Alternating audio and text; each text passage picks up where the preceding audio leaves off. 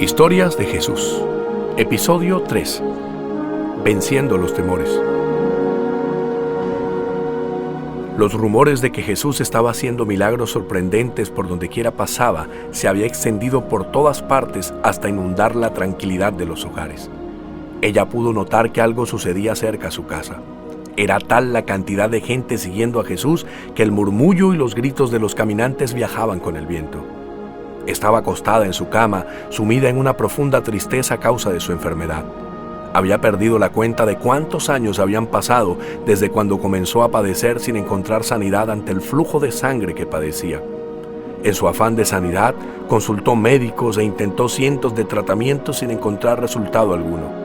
Condenada a vivir en aislamiento continuo a causa de su impureza, pasaba sus días clamando a Dios por sanidad. También pidió reiterativamente a su rabino un consejo para poder soportar su desdicha, pero ninguna de las orientaciones dadas podía traerle descanso a su alma. Las fuerzas físicas la habían abandonado por completo. Aún así, no se rindió. Tomó un poco de agua para alentarse, cambió su ropaje y se dirigió hacia el exterior tras la pista del Nazareno, de quien había escuchado que iba camino a sanar a la moribunda hija de Jairo, un líder de la sinagoga local. Con pasos lentos que dejaban una huella profunda en la tierra, levantaban un polvillo que curtía la parte baja de su vestido. Llevaba en su corazón un profundo deseo de conocer a Jesús. Sabía que había barreras que le impedían acercarse, especialmente las alusivas a sus costumbres. Era declarada impura al padecer flujo de sangre y según las leyes del Nidad, le estaba prohibido tocar a los demás y exponerlos a la impureza. Ni siquiera un objeto le podía ser entregado en su mano hasta tanto no dejara de fluir su sangre, lo que la condenaba al aislamiento, pero el deseo de sanar era mayor que su miedo. Como pudo, se alentó a caminar hacia la multitud sin saber qué destino le esperaba. Corría el riesgo de ser descubierta y castigada por su desobediencia. Durante más de 10 años, no solo había sido aislada de la posibilidad de acercarse a otros y de disfrutar como cualquier otra mujer, sino que había tenido que sufrir el debilitamiento que le producía la pérdida de sangre de su cuerpo que cada día se deterioraba más. Mientras caminaba hacia su destino, pensaba en la posibilidad de volver a vivir. Realmente hacía años que estaba muerta en vida, desechada por personas que por puro temor la condenaban a la soledad. Temían acercársele para no ser contaminadas y repudiadas al igual que ella.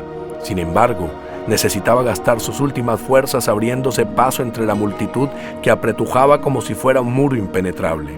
Entonces tomó la decisión de avanzar.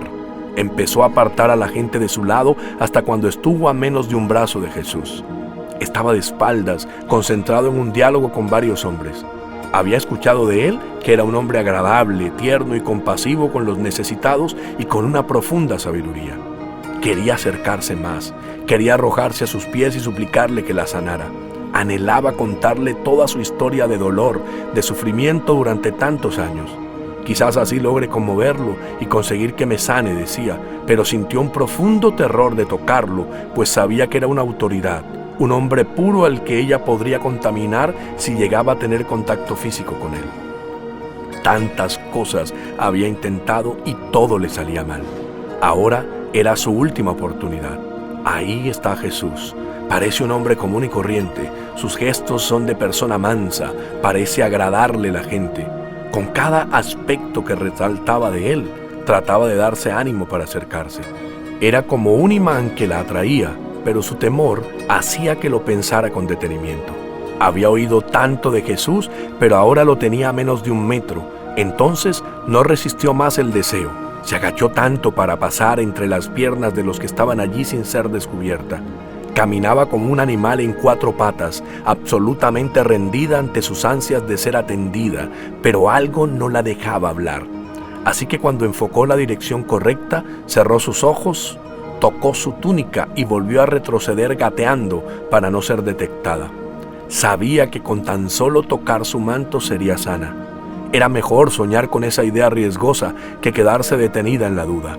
Al instante, sintió que algo pasaba en su interior. Dejó de sentir el fastidioso goteo que la había atormentado tanto tiempo. Estaba segura de que la hemorragia se había detenido. Ella pudo sentir en su cuerpo que había sido sanada de su terrible condición. Después de 12 años se había vuelto su risa. había vuelto a la vida. Sin pensarlo dos veces, retomó el impulso y comenzó a acelerar el paso aún en su posición de gateo para escapar de allí sin ser notada. Necesitaba salir de allí para iniciar el rito de la purificación y luego presentarse ante el sacerdote para anunciar su vida nueva, pero había quedado en evidencia. Jesús se dio cuenta de inmediato de que había salido poder sanador de él, así que se dio vuelta y preguntó a la multitud: ¿quién tocó mi túnica? Ella pudo escuchar el tono de su interrogación. Sabía que no estaba molesto, más bien inquieto en saber. Entonces un frío temor atravesó su cuerpo al sentirse descubierta. Quedó paralizada en 4 patas mientras los discípulos respondían a la pregunta de Jesús: ¿cómo vamos a saber si hay tanta gente apretujándote por todos los lados? Cualquiera de los miles pudo haberte rozado, así que ¿cómo puedes preguntar quién me tocó? Supo en su corazón que Jesús la había descubierto, pero su miedo la impulsaba a creer que había llegado a su fin. Sintió los ojos de Jesús sobre ella. Entonces, asustada, se incorporó en sus 2 pies y se volteó hacia su sanador. Estaba temblando, pero aún así entendió que debía implorar misericordia.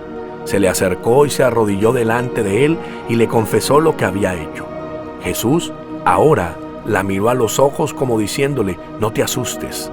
Le tendió su mano y con un gesto amoroso le dijo: hija, tu fe te ha sanado. Ve en paz, se acabó tu sufrimiento.